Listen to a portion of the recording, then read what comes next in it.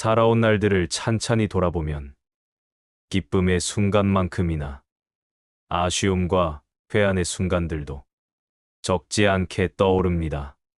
특히 사람과의 관계 속에서 겪었던 마음의 상처는 오랜 세월이 흘러도 옅은 흉터처럼 남아 문득문득 우리의 마음을 쓰라리게 하곤 합니다. 나는 분명 진심을 다했는데 상대는 그것을 오해하고 아무런 잘못도 하지 않았는데 까닭 모를 미움을 받기도 합니다. 그럴 때면 마음 한 구석이 무너져 내리는 것 같은 허탈감과 함께 내가 무엇을 잘못한 것일까 하는 깊은 자책의 늪에 빠져들기도 합니다. 젊은 날에는 그저 세상을 살아가는 지혜가 부족해서 경험이 쌓이면 나아지려니 여겼습니다. 세월이 흘러 나이가 들고 삶의 연륜이 깊어지면 이런 마음의 번뇌로부터 조금은 자유로워질 줄 알았습니다. 하지만 예순을 넘기고 이른을 바라보는 나이에도 우리는 여전히 타인의 차가운 눈빛 하나, 무심코 던지는 말 한마디에 온종일 마음이 파도처럼 흔들리고 밤잠을 설치기도 합니다. 평생을 나름대로 바르게 남에게 피해 주지 않으려 애쓰며 살아왔다고 생각했는데 어째서 우리는 여전히 타인의 사소한 평가에 이토록 쉽게 휘둘리고 마는 것일까요? 왜 나이가 들어도 마음의 평온을 얻는 것은 이리도 어려운 숙제처럼 느껴지는 것일까요? 오늘은 바로 이 끝없이 흔들리는 마음에 대한 이야기, 그리고 그 어떤 세찬 바람에도 쓰러지지 않는 깊은 뿌리를 내리는 지혜에 대해 함께 나눠보고자 합니다. 평생을 교직에 몸담았다가 정년 퇴직한 한 노신사가 있었습니다. 그는 자신의 삶에 대한 소박한 자부심을 가지고 있었습니다. 수십 년간 아이들을 가르치며 옳고 그름을 이야기했고 스스로도 그 가르침에 어긋나지 않게 살고자 부단히 노력했습니다. 퇴직 후 그의 가장 큰 기쁨은 아파트 화단 한쪽에 자그마한 텃밭을 가꾸는 것이었습니다. 이른 새벽 흙냄새를 맡으며 상추와 고추 모종을 심고 한쪽에는 철 따라 피어나는 채송화와 분꽃을 심어 오가는 이웃들의 눈을 즐겁게 해주었습니다. 아이들이 신기한 듯 다가와 할아버지, 이건 무슨 꽃이에요? 하고 물을 때면 그는 더없이 인자한 미소로 꽃의 이름을 알려주며 보람을 느끼곤 했습니다. 그 텃밭은 그의 성실한 삶이 응축된 작은 세상과도 같았습니다. 그러던 어느 날부터인가 그의 작은 세상에 미세한 균열이 생기기 시작했습니다. 누군가 밤사이 그의 텃밭에 몰래 작은 돌멩이를 던져놓고 가기 시작한 것입니다.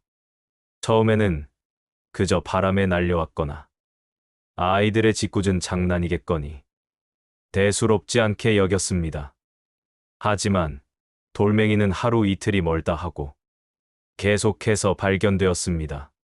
심지어는 곱게 핀 분꽃의 줄기가 날카롭게 꺾여 있거나 애써 키운 고추 하나가 바닥에 내동댕이 쳐져 있는 날도 있었습니다.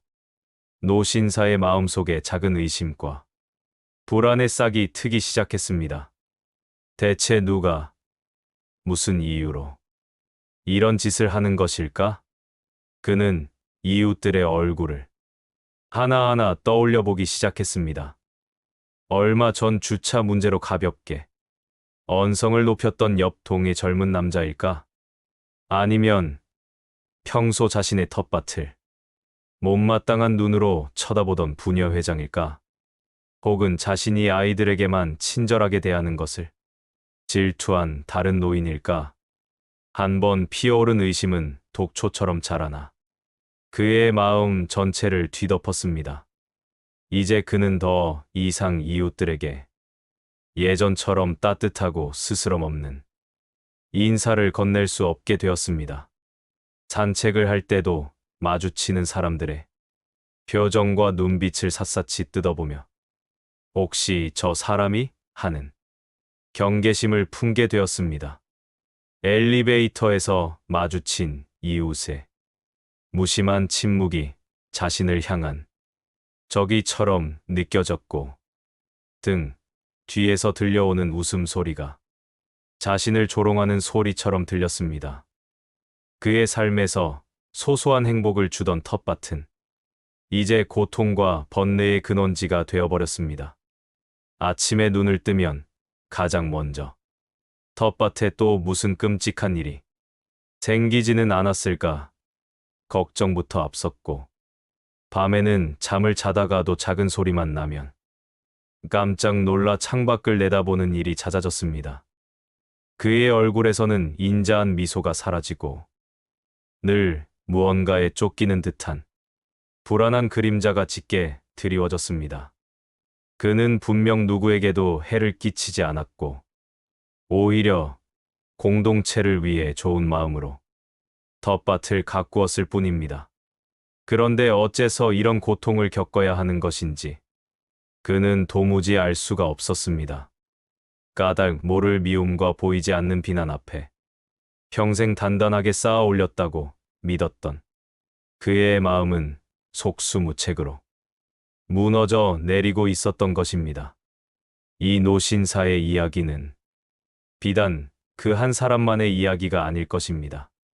우리 역시 살아가면서 이와 비슷한 경험을 하곤 합니다.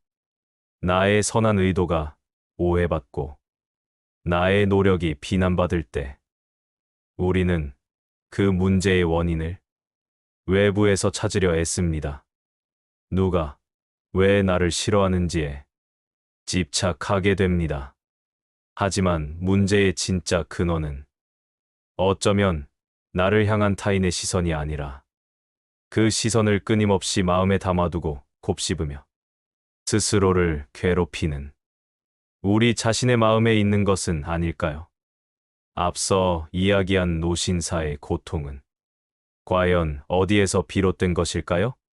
텃밭에 돌을 던진 정체 모를 그 사람 때문일까요? 아니면 그 행위를 마음에 담아두고 끊임없이 되새기며 일심과 분노를 키워나간 노신사 자신의 마음 때문일까요? 불교의 가르침은 이 문제의 본질을 아주 명쾌하게 꿰뚫어 봅니다. 모든 괴로움은 외부의 현상이 아닌 그것을 받아들이고 해석하는 나의 마음에서 비롯된다는 것입니다. 부처님께서는 이와 관련하여 우리에게 깊은 통찰을 주는 여러 가르침을 남기셨습니다. 첫 번째 가르침은 세상의 모든 평가는 결국 보는 사람의 마음에 달려 있다는 것입니다. 부처님께서는 길가의 나무집 하나를 제자에게 보여주시며 이렇게 물으셨습니다. 어떤 이는 이 잎이 싱그럽고 아름답다고 생각하고 어떤 이는 그저 발에 채이는 쓰레기처럼 여기겠지. 그렇다면 이 나무짚은 무엇이 잘못되었느냐? 제자는 이내 깨닫고 대답합니다. 나무짚은 그저 나무짚으로 존재할 뿐입니다. 아름답다거나 쓸모없다고 보는 것은 모두 보는 사람의 생각과 마음일 뿐입니다. 그렇습니다. 나라는 존재, 나의 행동, 노신사의 텃밭 또한 이 나무집과 같습니다. 어떤 사람은 나의 성실함을 높이 평가하고 어떤 사람은 나의 신중함을 답답하다고 여길 수 있습니다.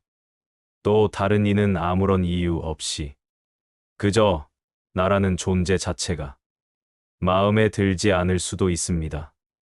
잘 익은 붉은 자두를 보고 어떤 이는 군침을 흘리지만 시큼한 맛을 싫어하는 이는 외면하는 것과 같은 이치입니다. 자두가 잘못된 것이 아니듯 텃밭이 잘못된 것이 아니듯 나 자신이 잘못된 것이 아닙니다. 사람들은 저마다 살아온 경험과 자신만의 가치관, 그리고 그날의 기분과 감정에 따라 세상을 제각각의 빛깔로 바라보기 때문입니다. 나라서 누군가 나를 싫어하거나 비난한다고 해서 그것이 곧 나의 본질적인 가치를 훼손하는 것은 결코 아닙니다. 그것은 단지 그 사람의 생각이고 그 사람의 마음속 문제일 뿐이라는 사실을 깊이 통찰해야 합니다.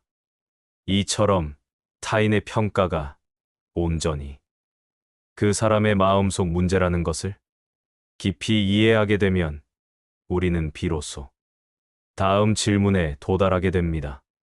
그렇다면 나는 무엇을 해야 하는가?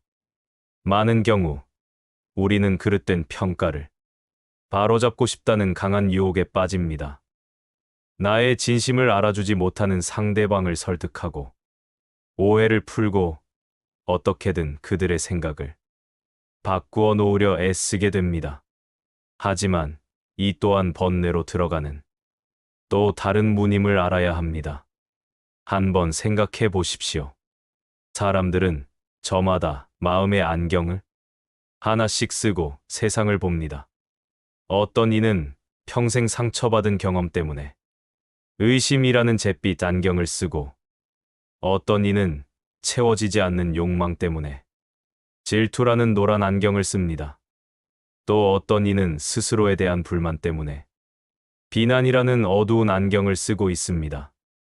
우리는 그저 나 자신으로 존재할 뿐인데 그들은 각자의 안경을 통해 우리를 제멋대로 채색하고 판단하는 것입니다. 잿빛 안경을 쓴 사람에게는 우리의 순수한 친절이 어떤 의도를 숨긴 행동으로 보일 수 있고 노란 안경을 쓴 사람에게는 우리의 소박한 행복이 과시나 자랑으로 비칠 수 있습니다. 이때 우리가 그들에게 다가가 당신이 보고 있는 것은 진실이 아닙니다. 당신의 안경이 왜곡된 것입니다라고 외친들 무슨 소용이 있겠습니까? 그들은 대부분 자신이 안경을 쓰고 있다는 사실조차 인지하지 못하고 살아갑니다. 오히려 자신의 안경을 빼앗으려는 우리를 향해 더욱 강하게 저항하고 비난할 뿐입니다. 타인의 마음속 안경을 억지로 벗기려 하는 것은 불가능한 일이며 그 과정에서 우리는 더 깊은 상처만 입게 됩니다. 부처님께서는 이를 두고 아주 지혜로운 비유를 드셨습니다.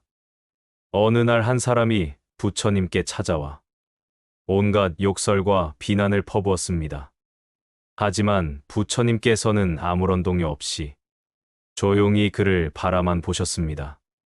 한참을 욕하던 남자가 지쳐서 잠잠해지자 부처님께서 나지막이 물으셨습니다. 만약 어떤 사람이 다른 이에게 선물을 주려고 가지고 갔는데 그 사람이 선물을 받지 않으면 그 선물은 누구의 것이 되겠느냐? 남자는 당연하다는 듯이 대답했습니다. 선물을 받지 않았으니 당연히 주려던 사람의 것이지요. 부처님께서는 미소를 지으시며 말씀하셨습니다. 방금 그대가 나에게 수많은 욕설을 퍼부었지만 나는 그 선물을 받지 않았다. 이 가르침 속에 모든 해답이 들어 있습니다. 타인의 비난과 평가는 그들이 우리에게 건네는 감정의 선물과 같습니다. 그 선물의 내용물이 무엇이든 그것을 받을지 말지는 오롯이 우리 자신에게 달려 있습니다. 상대가 나에게 분노의 선물을 내밀 때 내가 그것을 덥석 받아 함께 분노하면 그 선물은 나의 것이 되어 내 마음을 어지럽힙니다. 상대가 나에게 무시의 선물을 건넬 때 내가 그것을 받아 마음에 상처를 입으면 그 선물은 정확히 나에게 배달된 것입니다. 하지만 그들이 어떤 부정적인 감정의 선물을 내밀더라도 내가 그저 미소 지으며 나는 당신의 그 선물을 받지 않겠습니다라고 마음속으로 선언하면 그만입니다. 받지 않은 선물은 주인의 손에 그대로 남게 되듯 그들의 부정적인 감정은 온전히 그들의 몫으로 돌아가는 것입니다. 이제 우리는 타인의 생각을 바꾸려는 헛된 노력 대신 그들의 감정의 선물을 받지 않는 연습을 시작해야 합니다.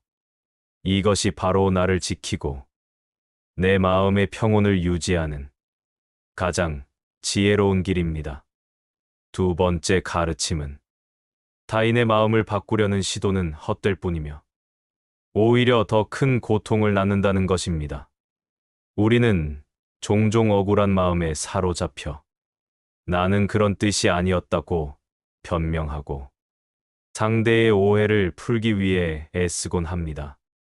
어떻게든 그 사람의 마음을 돌려 나를 좋아하게 만들고 싶어 합니다.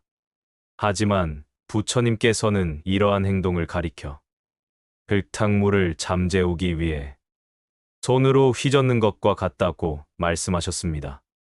흙탕물은 가만히 내버려 두면 흙은 가라앉고 물은 저절로 맑아지지만 그것을 억지로 맑게 하려고 휘저으면 더욱 흐려질 뿐입니다. 타인의 마음 또한 이와 같습니다. 노신사가 동네 사람들을 모아놓고 자신의 결백과 선한 의도를 아무리 주장한들 이미 색안경을 끼고 보는 사람의 생각은 쉽게 바뀌지 않습니다. 오히려 변명하는 모습이 더 의심스럽게 보일 수도 있습니다. 부처님께서 들려주신 당나귀 이야기는 이 진리를 명확히 보여줍니다.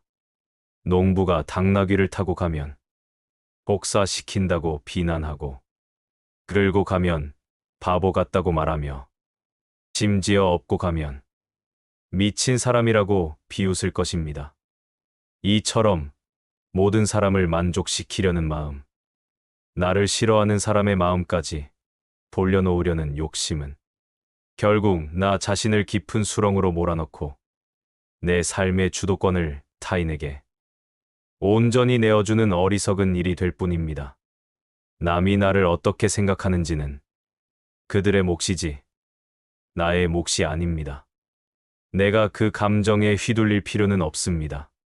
그렇다면 우리는 이 지점에서 한 걸음 더 나아가야 합니다. 타인의 마음에 휘둘리지 않는 것을 넘어 그들이 왜 나를 오해하고 비난하는지에 대한 집착 자체를 내려놓는 것입니다.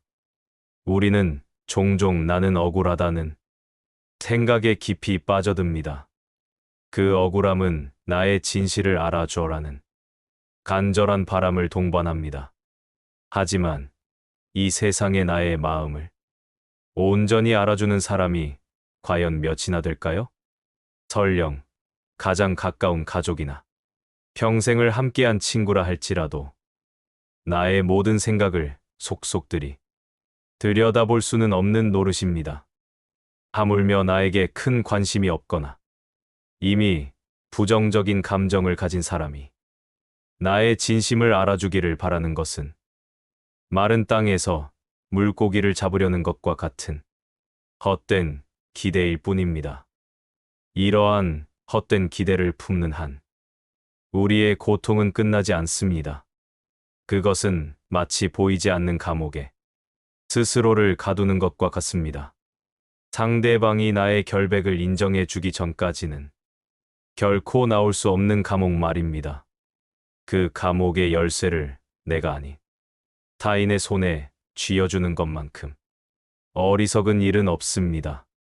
그들은 나에게 열쇠를 줄 마음이 전혀 없을지도 모르는데 우리는 하염없이 그들의 처분만을 기다리며 소중한 인생의 시간을 고통 속에서 허비하게 됩니다.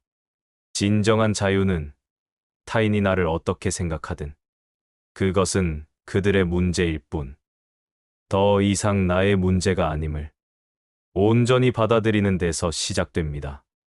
마치 길을 가는데 누군가 나를 향해 손가락질을 한다고 해서 나의 갈 길이 바뀌지 않는 것과 같습니다. 그의 손가락질은 그의 생각과 감정의 표현일 뿐, 나의 발걸음을 멈추게 하거나 방향을 틀게 할 힘이 본질적으로는 없습니다.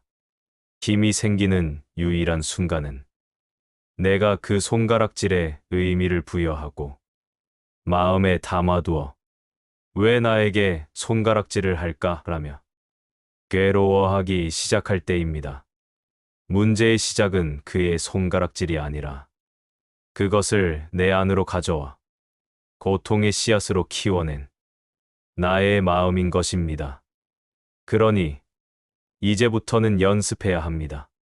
나를 향한 부당한 비난이나 오해의 화살이 날아올 때 그것을 가슴으로 막아 내 상처 입는 대신 그저 스쳐 지나가도록 내버려두는 연습을 말입니다.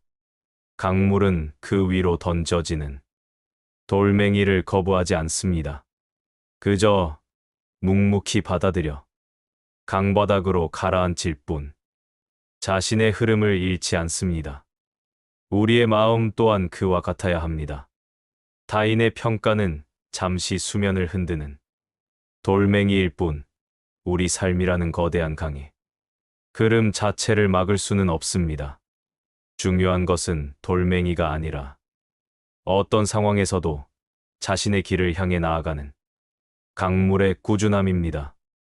그들의 평가에 일일이 반응하며 에너지를 쏟는 대신 그 에너지를 오롯이 나의 삶을 가꾸고 내면을 단단하게 하는데 사용하십시오. 그것이 바로 나를 지키고 내 삶의 진정한 주인이 되는 길입니다. 세 번째 가르침은 외부의 평가에 흔들리지 않는 굳건한 내면의 중심을 세워야 한다는 것입니다.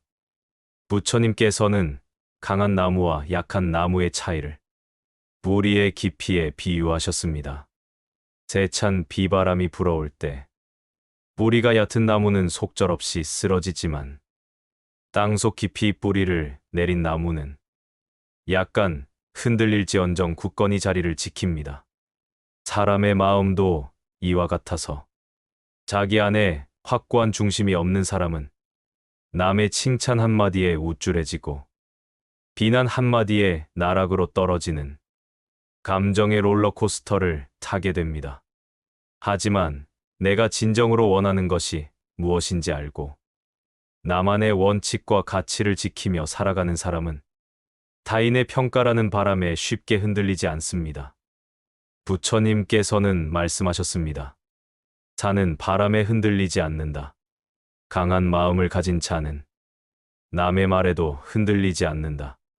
사람들의 평가는 어제와 오늘이 다르고 아침과 저녁이 다를 수 있는 변덕스러운 바람일 뿐입니다. 그 바람을 따라 이리저리 움직이려 하지 말고 묵묵히 자신의 자리를 지키는 깊은 산처럼 존재해야 합니다. 진정한 자유와 평온은 바로 이 깊은 마음의 뿌리, 나 자신에 대한 굳건한 믿음과 확신에서 비롯되는 것입니다. 내가 나의 길을 묵묵히 가면 되는 것입니다. 이 내면의 중심이라는 것은 단순히 고집이 세거나 자기 주장이 강한 것과는 근본적으로 다릅니다. 오히려 그것은 내 안에 그 어떤 외부의 힘으로도 침범할 수 없는 고요한 성소를 마련하는 것과 같습니다. 산이 바람에 흔들리지 않는다고 해서 산이 바람의 존재를 부정하거나 바람과 싸우는 것은 아닙니다. 산은 그저 바람이 불어오는 것을 허용하고 스쳐 지나가도록 내버려둘 뿐입니다. 산의 본질은 바람이 아닌 수억만 년의 세월을 견뎌온 깊은 침묵과 육중한 존재감, 그 자체에 있기 때문입니다. 우리의 내면, 중심 또한 이와 같습니다. 타인의 비난이나 칭찬이라는 바람이 불어올 때 그것을 애써 외면하거나 감정적으로 맞서 싸우는 것이 아닙니다. 그저 그 모든 소리를 듣고 알아차리되 내 마음의 가장 깊은 자리는 내어주지 않는 것입니다. 아, 지금 비난이라는 차가운 바람이 부는구나. 아, 칭찬이라는 따스한 바람이 스쳐가는구나. 하고 그저 알아차릴 뿐. 그 바람에 나의 존재 전체가 휩쓸려가지 않는 것입니다. 이러한 경지는 나 자신에 대한 깊은 이해와 신뢰가 없다면 불가능합니다. 여기서 말하는 자기 신뢰란 나는 언제나 옳다는 오만한 믿음이 아닙니다. 그것은 설령 나의 선택이 잘못된 결과를 낳거나 타인의 오해를 살지라도 그 선택을 하던 순간에 나의 의도와 진심만큼은 나 자신이 가장 잘 알고 있다는 정직한 믿음입니다. 우리의 가치는 행동의 결과나 타인의 평가에 의해 결정되는 것이 아니라 그 행동을 일으킨 마음의 동기에 순수성에 있다는 것을 아는 것입니다. 내 마음의 동기가 선하고 이타적이었다면 세상이 나를 어떻게 평가하든 나는 내 안에서 떳떳할 수 있습니다. 바로 이 떳떳함과 자기 확신이 우리 마음의 뿌리를 땅속 깊은 반석에까지 닿게 하는 힘이 됩니다. 이렇게 내면의 중심이 바로 선 사람은 역설적으로 더욱 유연하고 열린 마음을 갖게 됩니다. 뿌리가 얕은 나무일수록 작은 바람에도 넘어지지 않으려 온몸을 경직시키지만 뿌리가 깊은 거목은 세찬 태풍 속에서도 부드럽게 가지를 흔들며 바람과 함께 춤을 춥니다. 마찬가지로 내면이 불안한 사람일수록 타인의 비판에 방어적이고 공격적인 태도를 보이지만 내면이 굳건한 사람은 타인의 비판을 자신을 돌아보는 거울로 삼을 줄 아는 여유를 갖게 됩니다. 자신의 존재 가치가 위협받지 않기 때문에 비판의 내용이 타당하다면 기꺼이 받아들여 자신을 성장시키는 양분으로 삼고 타당하지 않다면 그저 미소와 함께 흘려보낼 수 있는 것입니다. 이처럼 진정한 내면의 힘은 단단함이 돼 경직됨이 아니요 부드러움이 돼 나약함이 아닌 것입니다.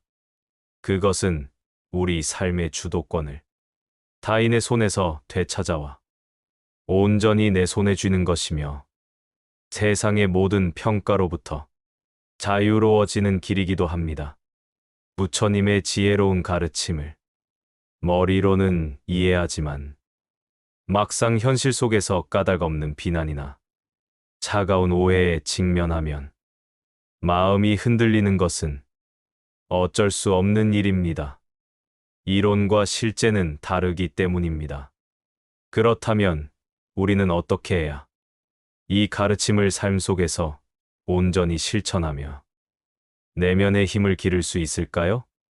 거창한 수행이나 특별한 노력이 아니더라도 일상 속에서 꾸준히 마음을 다스릴 수 있는 몇 가지 구체적인 실천 방안이 있습니다. 첫 번째 실천 방안은 내 마음의 감정에 이름표 붙여주기입니다. 누군가의 말이나 행동으로 이 내 마음이 불편해질 때 우리는 그 감정에 소용돌이의 속수무책으로 휩쓸리곤 합니다. 억울함, 분노, 서운함, 불안함과 같은 감정들이 뒤섞여 나 자신을 온통 지배해버립니다. 이럴 때 한 걸음 물러나 자신의 마음을 호수처럼 가만히 들여다보는 연습이 필요합니다. 그리고 지금 나를 괴롭히는 그 감정의 파도에 구체적인 이름표를 붙여보는 것입니다. 예를 들어 자녀의 무심한 말투에 마음이 상했다면 그저 기분 나쁘다고 뭉뚱그리는 대신 지금 내 마음 속에 아들에게 인정받고 싶은 마음이 있었는데 그것이 채워지지 않아 서운함이라는 감정이 피어오르고 있구나 하고 구체적으로 인식하는 것입니다. 혹은 노신사의 경우처럼 정성껏 가꾼 텃밭이 엉망이 된 것을 보니 분노와 함께 나의 노력이 짓밟혔다는 억울함이 일어나고 있구나 하고 마음속으로 되뇌는 것입니다.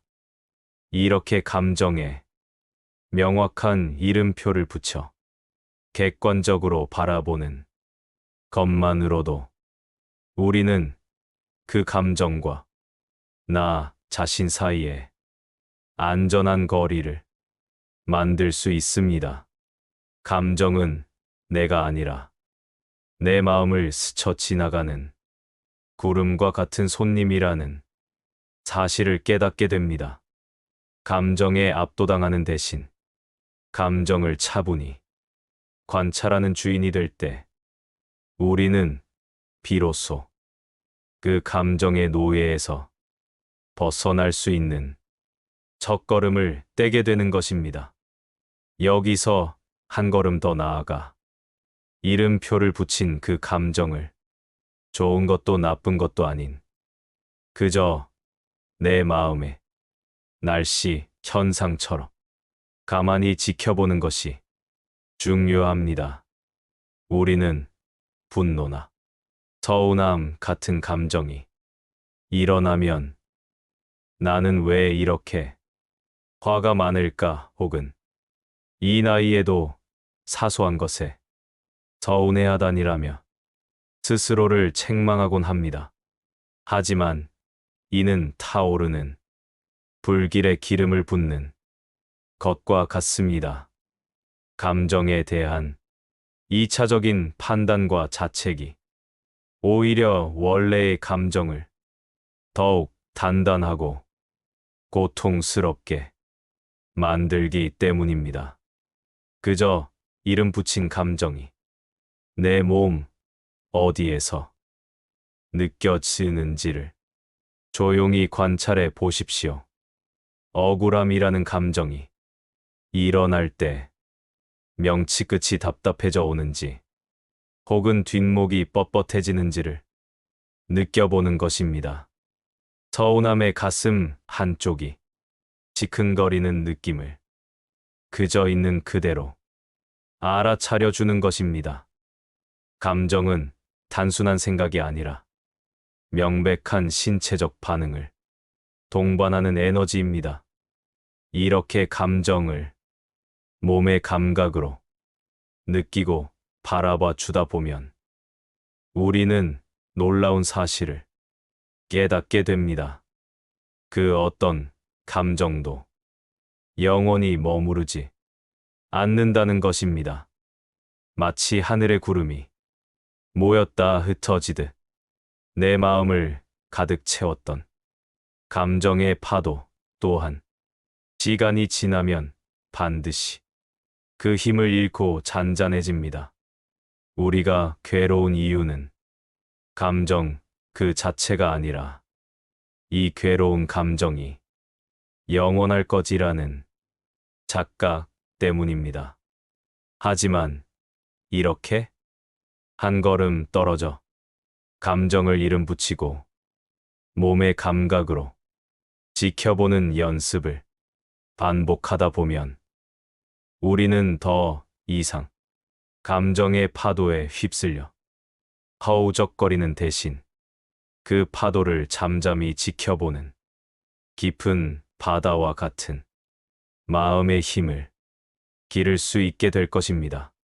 두 번째 실천 방안은 관점의 중심을 나에게서 상대로 이동하기입니다. 우리는 타인에게 비난을 받으면 본능적으로 화살을 자신에게 돌립니다. 왜 나를 싫어할까? 내가 뭘 잘못했지? 하고 문제의 원인을 자신과 상대방의 관계 속에서 찾으려고 합니다.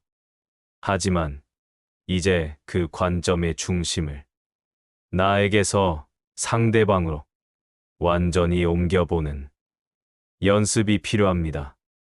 이것은 나를 위한 이기적인 연민의 시작입니다. 예를 들어, 나에게 차갑게 대하는 동료가 있다면 나를 무시하는구나라고 생각하는 대신 저 사람은 오늘 무슨 힘든 일이 있었기에 저렇게 날카로운 말을 할까? 저 사람은 어떤 상처와 결핍이 있기에 세상을 저토록 삐딱하게 바라볼까? 하고 생각의 방향을 바꾸어 보는 것입니다. 길을 가다 나를 보고 이 인상을 쓴 사람이 있다면 그가 나를 싫어해서가 아니라 그저 그 사람의 하루가 몹시 고되고 힘들었기 때문일 수도 있습니다. 이처럼 타인의 부정적인 말과 행동을 나에 대한 인격적인 공격으로 받아들이지 않고 그 사람 내면의 문제와 고통의 표출로 이해하게 되면 우리는 더 이상 그들의 감정 쓰레기통이 되어줄 필요가 없어집니다. 상대를 향한 억울함과 분노는 그 사람의 고통에 대한 연민으로 바뀌고 날카롭게 상처받았던 내 마음에는 평온이 찾아오게 됩니다. 이것이야말로 나를 지키는 가장 지혜로운 방어막입니다.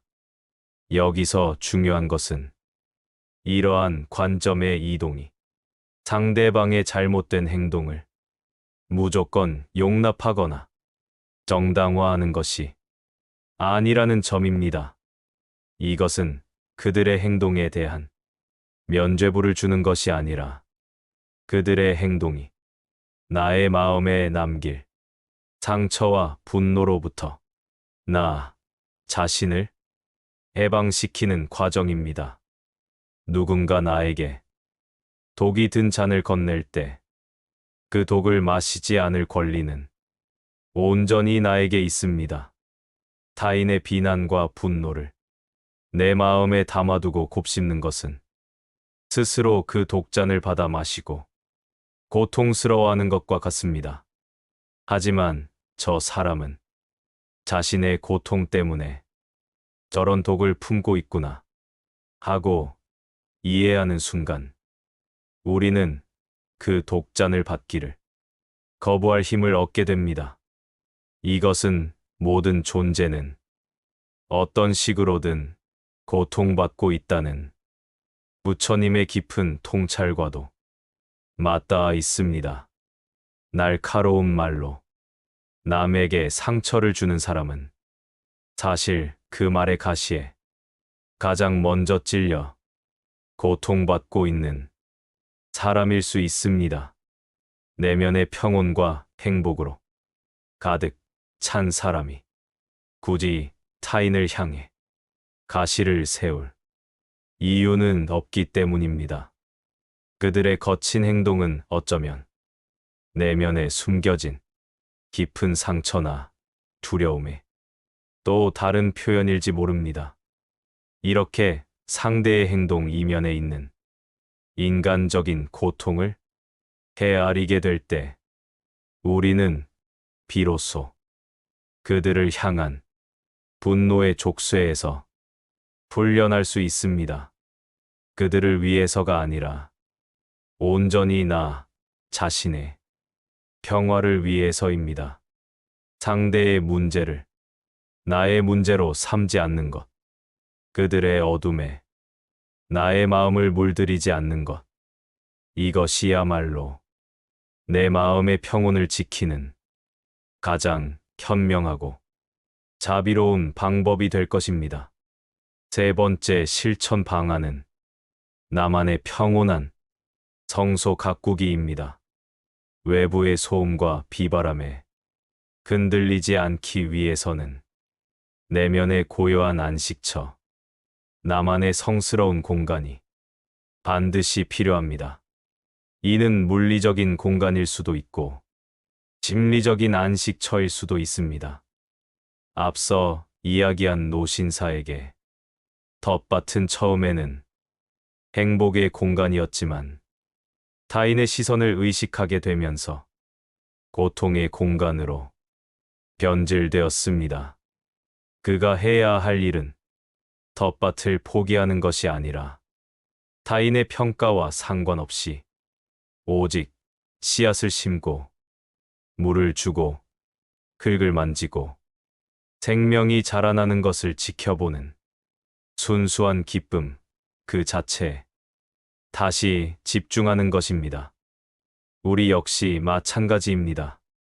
자녀와의 관계로 마음이 소란스러울 때 그 감정에 매몰되기보다 내가 좋아하는 조용한 클래식 음악을 듣거나 따뜻한 쑥차 한 잔을 마시며 찻잔의 온기와 향기에 온전히 내 마음에 집중하는 시간을 갖는 것입니다.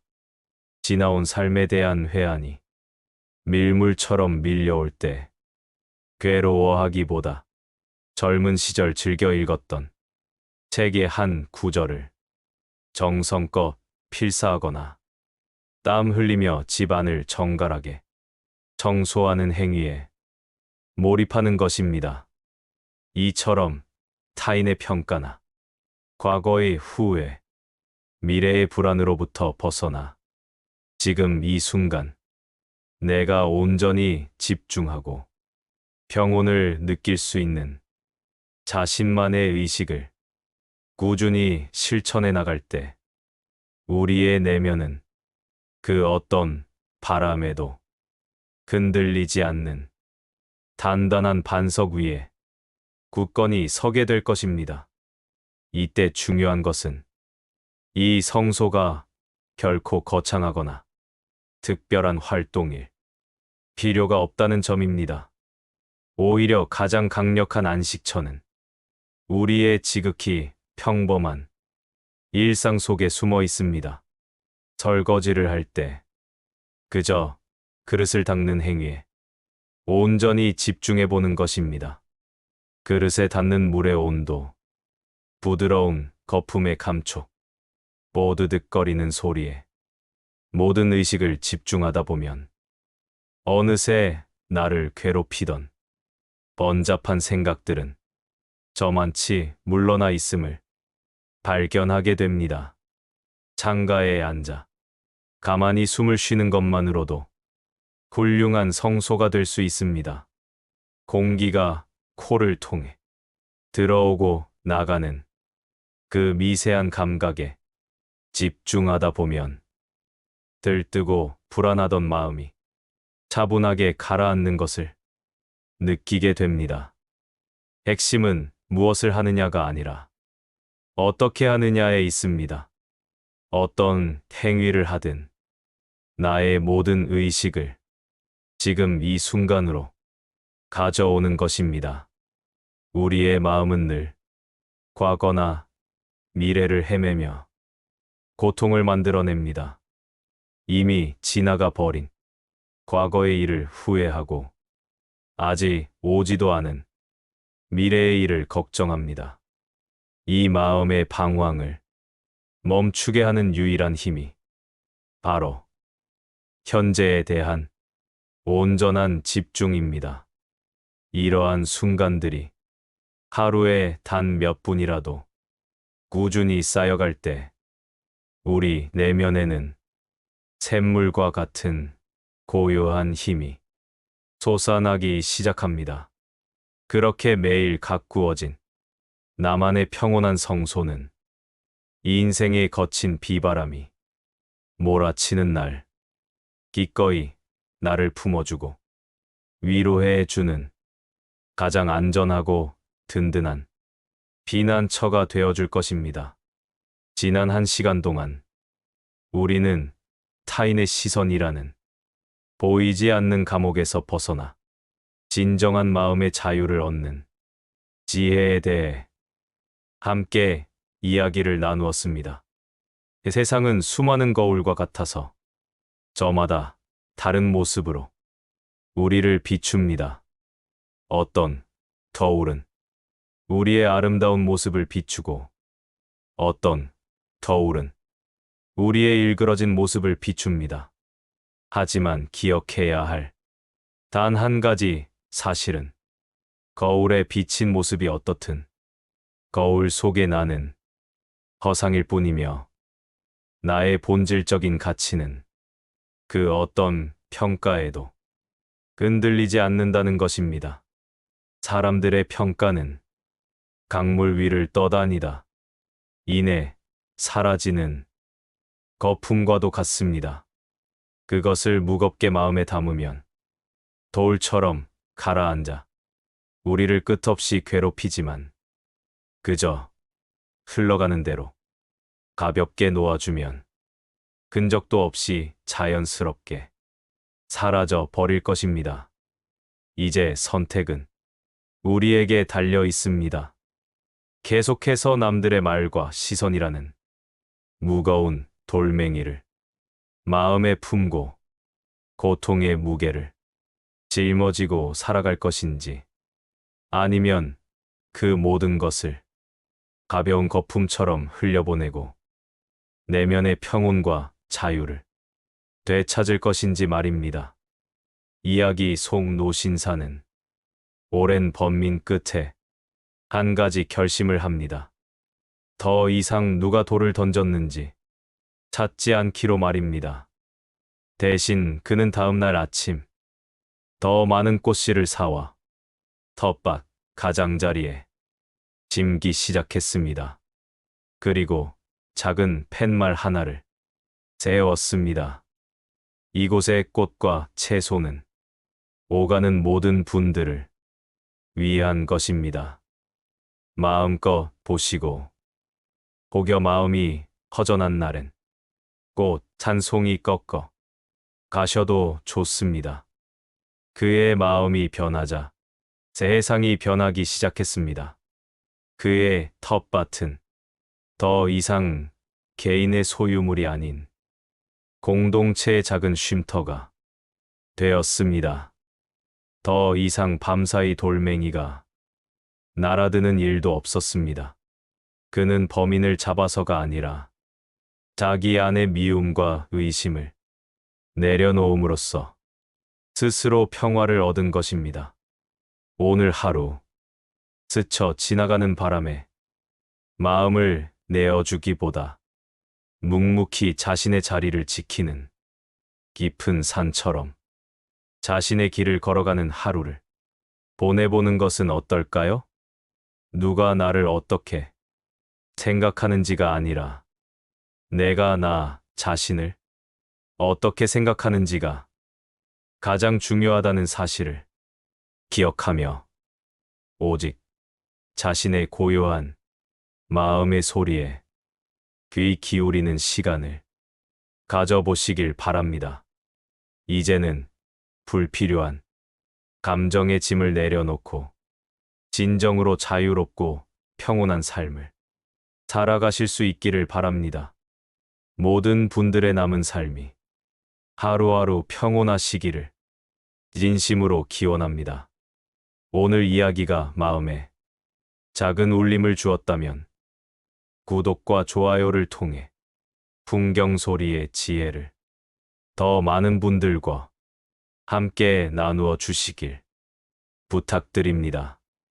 귀한 시간 함께 해주셔서 진심으로 감사합니다.